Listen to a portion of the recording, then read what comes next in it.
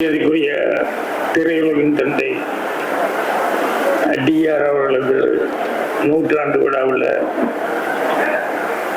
தலைமை பொறுப்பேற்றிருக்கும் பன்னீர்செல்வம் சாருக்கும் மற்றும் இப்போ பேசிட்டு போன என்னுடைய நம்முடைய மரியாதைக்குரிய உலகநாயகன் கமல் அவர்களுக்கும் மற்ற என்னை இங்கே அன்போடு இந்த விழாவில் பங்கெடுத்துக்கணும்னு சொல்லி அழைச்ச விழாவும் எல்லா பொறுப்பும் எடுத்துட்டு இருக்கிற தானு சார் அவர்களுக்கும் எல்லாத்துக்குமே என்னுடைய பணிவான வணக்கம் தெரிவிச்சுக்கிறேன். அது போக இங்கே வந்து இந்த பங்கெடுத்துட்ட அனைத்து உள்ளங்களுக்கும் நல்ல உள்ளங்களுக்கும் என்னுடைய பணிவான வணக்கம் தெரிவிச்சுக்கிறேன். இங்கே இருக்கிறதுலையே வந்து டிஆர் சாருக்கிட்ட பழகின அனுபவம் குறைச்சலாகிறது நான் தான் நினைக்கிறேன்.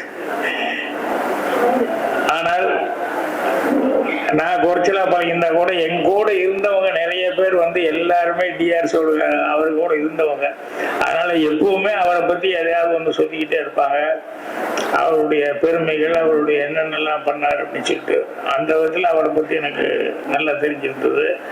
இன்னும் என்னை விட பூர்ணிமாவுக்கு நல்லா தெரிஞ்சிருந்தோம். ஜெயந்தி அவங்ககிட்ட வந்து பூர்ணிமா சொல்லி அனுப்பிச்சாங்க, என்னுடைய வாழ்த்தை சொல்லுங்க, வர முடியாதுக்கு வருத்தத்தை சொல்லுங்க அப்படின்னு சொல்லி அனுப்பிச்சாங்க. ஏன்னா இவங்கெல்லாம் வந்து இந்த நவராத்திரி குழு அது இதுல எல்லாம் கலந்துக்கிறதுனால ஃபேமிலி விஷயங்கள் எல்லாமே என்னை விட அதிகமாக தெரிஞ்சிருப்பாங்க. எனக்கு டிஆர் சார் வந்து அறிமுகமானது அப்படிங்கிறது வந்து நான் அந்தியல் நாட்கள் படம் எடுத்தப்போ அது நாச்சிப்பன் ஜெயராம் ஐயர் ரெண்டு பேரும், ஏஎல்எஸ் நாச்சிப்பன் ஜெயராம் ஐயர், அவங்க வந்து டிஆர் சார் மேல அளவுக்கு அதிகமான ஒரு மரியாதை பக்தி இதெல்லாம் வச்சிருந்தாங்க. அப்போ அவங்க மூலமா தான் என்னை கூட்டு போய் என்னை டிஆர் சார்கிட்ட அறிமுகப்படுத்தினாங்க. அப்படி அறிமுகப்படுத்தும் போது நாச்சிப்பன் ஜெயராம் ஐயர்னு சொன்னாங்க, இந்த மாதிரி இவர் வந்து அசிஸ்டன்ட் டைரக்டரா இருக்கும்போதே எங்களுக்கு படம் செய்யறேன்னு சொல்லி வார்த்தை கொடுத்தாரு. அதே மாதிரி இப்போ வந்து அந்த வார்த்தையை காப்பாற்றுற மாதிரி இப்போ இந்த அந்தைய நாட்கள் படம் பண்ணிட்டு இருக்காரு அப்படின்னு சொல்லி சொன்னாப்புல. அப்போ டிஆர் அவர்கள் சிரிச்சுக்கிட்ட ரொம்ப சந்தோஷம் அப்படின்னு சொல்லிட்டு அப்புறம் என்கிட்ட ஒன்று தனியாக சொன்னார். என்னன்னா, வார்த்தை கொடுக்கறது பெருசு எல்லாம் ரொம்ப யோசிங்க வார்த்தை கொடுக்கறதுக்கு முன்னால. அப்படி யோசிச்சாலும் கடைசியில வந்து வார்த்தை கொடுக்க முன்னால முடிஞ்ச வரைக்கும் எப்படியாவது வார்த்தையை காப்பாத்துறேன் அப்படின்னு அந்த முடிஞ்ச வரைக்குங்கிற மாதிரி ஒரு வார்த்தையை போட்டுக்கோங்க, அதுதான் சேஃப்டி அப்படின்னு சொன்னாரு. ஏன்டா இப்படி சொல்றாருன்னு எனக்கு தெரியல. ஆனா வார்த்தை கொடுக்கறத பத்தி அவ்வளவு தூரம் அவர் சொன்னதுங்கிறது வந்து அப்புறம் லைஃப்ல வரும்போது நடைமுறையா வரும்போது அதே சில விஷயங்கள் வந்து நமக்கு தெரிய வருது என்ன அப்படிங்கிறது. அந்த நாச்சிப்பன் ஜெயராம் அவர்களுக்கு வந்து அந்தையல் நாட்கள் படம் வந்து நான் அசிஸ்டன்ட் டைரக்டரா இருக்கும் போது நான் டைரக்டரா வரும்போது கண்டிப்பா உங்களுக்கு பண்ணி கொடுக்குறேன். ஏன்னா எங்க டைரக்டர் படம் பண்ணணும்னு வந்தாங்க. எங்க டைரக்டர் சூழ்நிலை எனக்கு தெரியும், இப்போதைக்கு முடியாதுங்க, நான் டைரக்டரா வந்தா கண்டிப்பா நீங்க இவ்வளவு தடவை வர்றதுனால உங்களுக்கு படம் பண்ணி கொடுக்குறேன், ஆனா வருவேன் வந்து பண்றேன் அப்படின்னு. அதுக்கப்புறம் நான் வந்ததுக்கு அப்புறம் வந்து சார் நீங்க போய் ஒண்ணு சொன்னீங்களே அப்படின்னாரு, கண்டிப்பா பண்றேன் அப்படின்னு சொன்னேன். ஸோ ஆர்டர்ல வந்துட்டு இருக்கும்போது கண்டிப்பா அடுத்தது உங்களுக்கு தான் அப்படின்னு சொல்லி வார்த்தை கொடுத்து அவங்க எல்லாமே ரெடி ஆயிட்டாங்க. எல்லாம் ரெடி ஆயிட்டதுக்கு அப்புறம் சொன்ன வார்த்தையை காப்பாற்றணுமே அப்படின்னு சொல்லிட்டு கரெக்டா பூஜை போடலான்னு சொல்லும் போது நடுவுல திடீர்னு ஒரு ப்ரொடியூசர் வந்தார். அது ஒரே பேமெண்ட் அப்படின்னு சொல்லி ஒரு பெட்டியை தூக்கிட்டு வந்துட்டு எங்களுக்கு பண்ணணும் அப்படின்னு சொல்லி கேட்டாரு. இல்லைங்க, நான் உங்களுக்கு வார்த்தை கொடுத்துட்டேன், அது சரியா வராது, இவங்களுக்கு அப்புறம் வேணா நான் பண்றேன் அப்படின்னு சொன்னேன். அப்போ இல்ல ஒரே பேமெண்ட் சிங்கிள் பேமெண்ட் அப்படின்னு நான் நினைச்சே பார்க்காத அளவுக்கு அந்த நேரத்துலயே 40 வருஷத்துக்கு முன்னாலேயே அந்த மாதிரி பேமெண்ட்னாரு. சாரிங்க நான் சொல்லிட்டேன் அதனால கஷ்டம் அப்படின்னு சொல்லிட்டு இது பண்ண, என்னன்னா சொன்ன வார்த்தையை காப்பாற்றணுமே அப்படின்னு சொல்லிட்டு அதுக்கப்புறமா தான் போயிட்டு அடுத்த நாள் வந்து 2 நாள் பின்னாடியே சுத்திட்டு இருந்தாரு. 3ஆவது நாள் வந்தோடனே அதுக்கப்புறம் நாச்சிப்பன் ஜெயராம் ஐயரே வந்து, சார் ஒன்றும் இல்லை, நீங்க அந்த படம் பண்ணிட்டு அப்புறம் எங்களை பண்ணுங்க, எங்களுக்கு அடுத்தது வேண்டாம், அந்த படம் பண்ணிட்டு எங்களுக்கு பண்ணுங்கன்னா. இல்லைங்க உங்களுக்கு தான் நான் வார்த்தை கொடுத்தேன், அதுதானே இல்லை கரெக்டுங்க, ஆனா அம்மா அவங்க கூப்பிட்டாங்க, நீங்க என்ன பெருசா அட்வான்ஸ் எல்லாம் ஒன்றும் கொடுக்கல, ஆனா பாருங்க, எங்களுக்கு வாடகை வீட்டில் இருக்கிறோம். இப்ப இந்த பேமெண்ட் வாங்கினோம்னா எங்களுக்கு வந்து சொந்த வீடே வாங்குற அளவுக்கு ஒரு அட்வான்ஸ் எல்லாம் பண்ற அளவுக்கு இருக்குது அப்படிங்கிற மாதிரி சொல்லி, அதனால நீங்க தான் முடிவு பண்ணணும் அப்படிங்கும் போது வேற வழியே இல்லாம நாச்சி ஜெயராம் ஐயர் வந்து எங்கிட்ட வந்து, இல்ல சார் நீங்க பரவாயில்ல உங்களுக்கு பண்ணிட்டு அடுத்து அவங்களுக்கு பண்ணுங்க அப்படின்னு சொன்னாங்க. அப்பதான் டிஆர் அவர்கள் சொன்னது, அது வார்த்தை கொடுக்கறது பெருசு இல்ல, நம்ம அதை காப்பாற்றணும்னு நினைச்சா கூட நம்மளையும் மீறி சில சூழல்கள் வந்து வரும்போது அது தவிர்க்க முடியாததா வந்து மாட்டேங்குது. இதே மாதிரி ஏவிஎம்லயும் வந்து எனக்கு இங்க ராஜேஸ்வரி இதுல நடக்கிறதுனால சொல்றேன். ஏவிஎம்ல வந்து முந்தான முடிச்ச படம் கமிட் ஆகும்போது, நான் முதல் படம் 2வது படம் எல்லாம் வந்து கங்கை அமரன் செஞ்சாரு. அதுக்கப்புறம் விஸ்வநாதன் இளையராஜா அப்படின்னு போனதுனால கங்கை அமரன் கொஞ்சம் பெண்டிங்லேயே இருந்தாரு. ஆனா என்னென்ன முதல் 2 படம் நான் தானே இருந்தேன், என்னென்ன விட்டீங்களா அப்படின்னாரு. இல்ல ஒரு பெரிய படம் வரும்போது உங்களுக்கு தர்றேன் அப்படின்னு சொல்லிட்டு அமர்கிட்ட சொன்னேன், இது வெயிட் பண்ண அமர்ன்னு.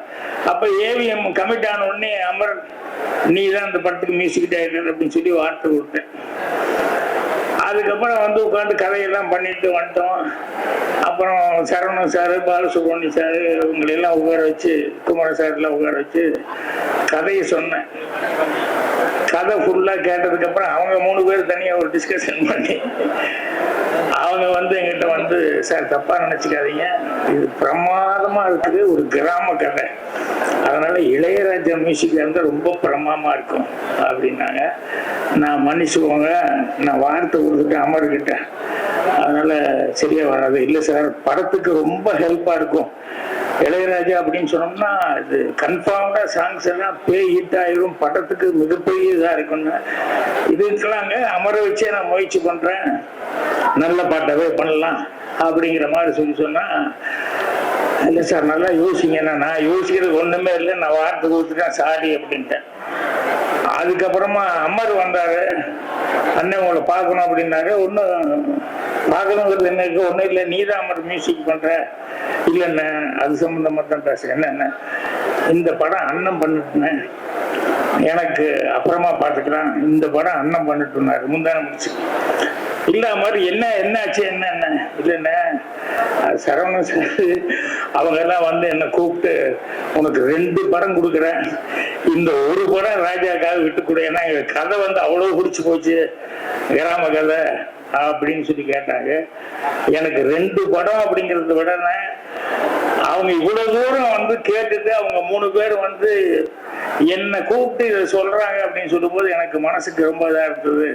அதனால அவங்க படம் கொடுக்கறதுக்காக இல்ல, அவங்க இவ்வளவு தூரம் இதா கேட்டாங்க அப்படின்னு சொன்னோடனே, அதனாலதான் நீங்க அண்ணனே பண்ணிட்டு இந்த படத்துக்கு அப்படின்னு சொல்லி சொன்னாப்புல. ஸோ கொடுத்த வார்த்தைக்கு வந்து இப்படி போயிடுச்சு. இதுக்கப்புறம் தான் பெரிய காமெடி என்னன்னா, இளையராஜா ஒத்துக்க மாட்டேன்ட்டார் மியூசிக் பண்றது. என்னன்னா, இல்ல நீங்க என்ன முதல்ல புக் பண்ணல, நீங்க அமர் தானே புக் பண்ணீங்க, அதனால அமர்கிட்டயே போங்க அப்படின்ட்டாரு. அப்புறம் ஏதோ பேசி ஈஸியா ஒரு சமாதானப்படுத்தி அதுக்கப்புறமா வந்து மியூசிக் பண்ணார். அந்த மாதிரி வார்த்தை கொடுக்குற விஷயங்கள்ல வந்து அவர் டிஆர் அவர்கள் சொல்லும் போது அப்புறம் தான் நான் ஆமா கரெக்ட் தான், முடிஞ்ச வரைக்கும் முயற்சி பண்ணி வார்த்தையை காப்பாத்துறேன்னு சொல்லணும் ஒழிய கண்டிப்பா காப்பாத்துறேன்னு சொன்னோம்னா இப்படி ஏதாவது ஒரு இடைஞ்சல் வரும், ஏதாவது ஒரு இதுல வந்து மாட்டிக்க வேண்டி இருக்கும் அப்படிங்கிற மாதிரி. அந்த வாழ்க்கை அனுபவம் அப்படிங்கிறது வந்து குறைஞ்ச நாள் தான் அவர்கிட்ட அடிக்கடி பேச முடியல, கொஞ்ச நாள் அப்பப்பதான் மீட் பண்ணி பேசிக்குவோம். ஆனா பேசும்போதெல்லாம் அவரை பார்க்கும் போதெல்லாம் எனக்கு ஒரு விஷயம் இன்னும் இப்ப நினைச்சாலும் எனக்கு என்ன ஒரே ஒரு இது ஞாபகம் வரும். என்ன அப்படின்னா, அது ஜோக்காவே எடுத்துக்கலாம், கவிதாவையும் எடுத்துக்கலாம்.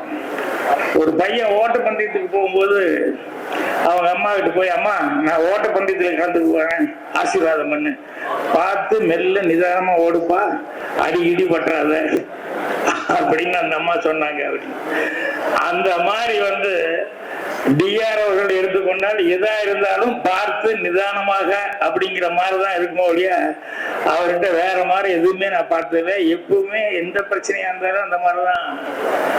இது கமல் முதற்கொண்டு எல்லாருமே பேசும்போது சொல்லிட்டு போனாங்க. அப்புறம் அவர்கிட்ட இன்னொரு பிடித்த எனக்கு ஒரு சமாச்சாரம், அதையும் முன்னால பேசும்போது கமல் அவர்கள் சொன்னாரு. என்னன்னா, நம்ம புன்னகை அரசி அப்படின்னு சொன்னோம்னா நமக்கு கே விஜயம்மா தான் ஞாபகம் வரும். அந்த மாதிரி எப்பவுமே புன்னகை அரசனாக தான் பார்த்துருக்கிறேன் அவரை. அந்த அளவுக்கு டிஆர் அவர்கள் எப்ப சந்திச்சாலும் அவ்வளவு சந்தோஷமா அவர் ஒரு உண்மையான ஒரு மலர்ந்த புன்னகையோடு இருப்பாரு. என்னை பத்தி தானு கூட நேற்று பேசிட்டு இருக்கும்போது சொன்னார், சார் நான் நீங்களும் சந்திக்கிறதுக்கு முன்னாலேயே அவர் அடிக்கடி சொல்லுவாரு, உங்க டைரக்டர் பேர் சொல்லி, அவருக்கு ஒரு பையன் இருக்கான், என் மரத்தடியில கூட உட்காந்து ஏதோ எழுதிக்கிட்டே இருக்கோம், நம்ம அவனை விடாத போய் குடி அப்படின்னு அப்பவே உங்களை பத்தி எல்லாம் சொல்லுவார் சார் அப்படின்னு சொல்லுவார். ஸோ அந்த அளவுக்கு நான் வர்றதுக்கு முன்னாடியே என்னை பத்தி என் திறமைகளை பத்தி எல்லாம் அவர் அவ்வளவு நம்பிக்கை வச்சவர். ஸோ அவர் சினிமா உலகத்துக்காக எவ்வளவோ சேவைகள் செஞ்சிருக்காரு. அதற்கு இந்த நூற்றாண்டு விழாவில் அவங்க குடும்பத்தார் எல்லாத்துக்குமே என்னுடைய மனமார்ந்த நன்றியை தெரிவிச்சுக்கிறேன். நன்றி, வணக்கம்.